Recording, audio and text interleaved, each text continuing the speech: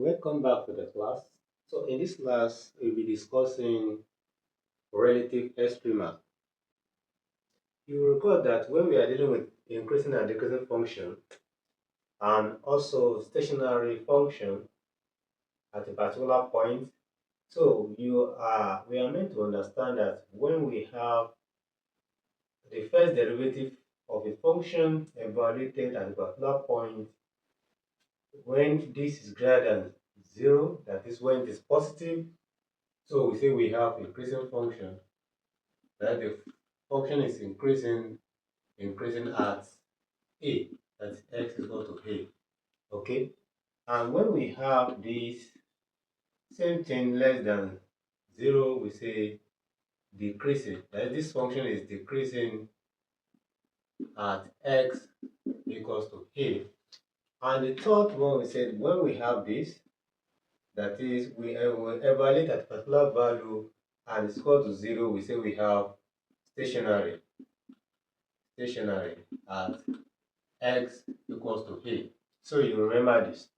So basically, relative extrema has to do with what happens at the stationary point of a function. What happens at the stationary point of a function? So let's say, for instance, if I draw a graph, so let's say I have this is x and this is the f of x. Let's say we have something like this. Okay, now you can see we have decreasing, the function is decreasing here. So increasing. So let's take this to be the stationary point. So the function is stationary here.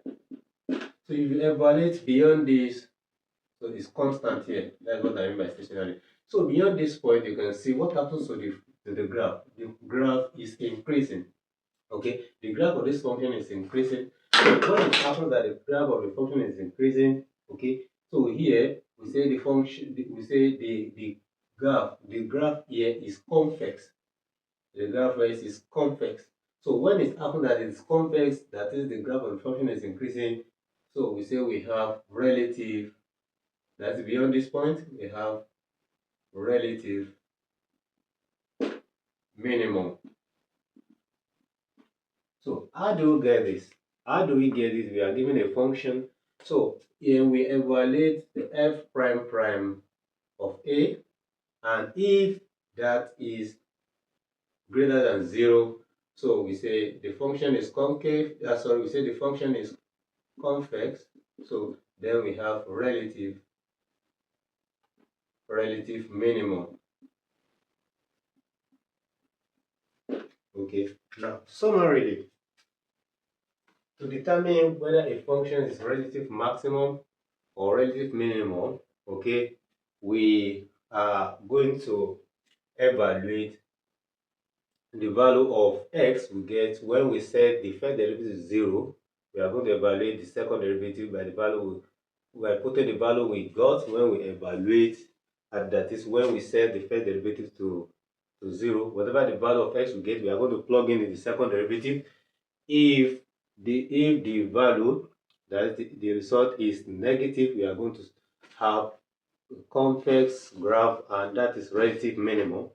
If the value is negative, that's less than 0, so we are going to have what we call relative maximum. So we can also have, before we summarize, we can also have a point of inflection.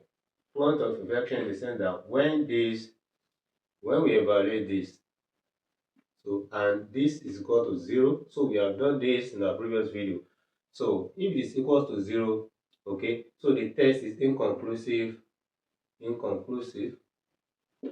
okay, so we need to carry out further investigation. So in other words, so we can have relative minimum, or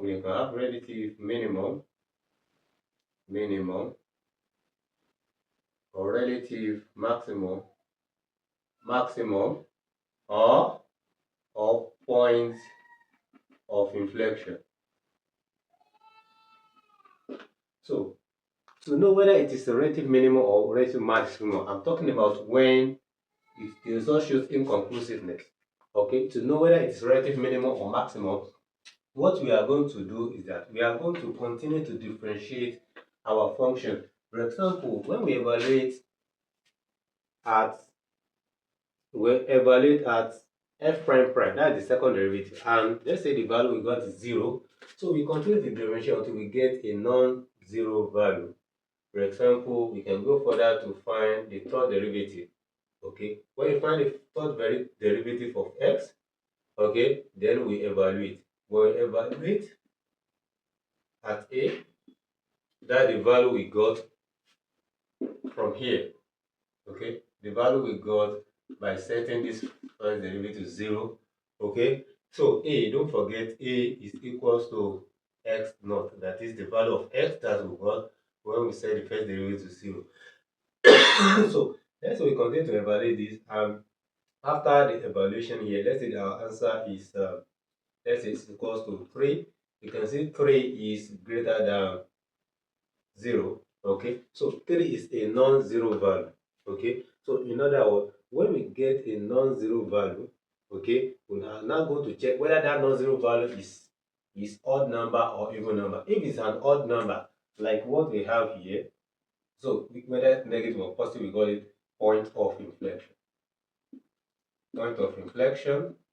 So you can watch my previous videos in order to understand this better. Okay, but let's assume that the value we got here is 4. This is even. It is even. Okay, this is an odd number. If it is even like this, okay, so we call it relative minimum. Okay, that's even. That is positive even number. But if it is let's say it is minus 4, rather, that is negative even number. So we call it relative maximum. That is negative even number. So in our next class, we are going to solve some questions in order to make clarification concerning these relative extremes. Thank you. See you in the next video.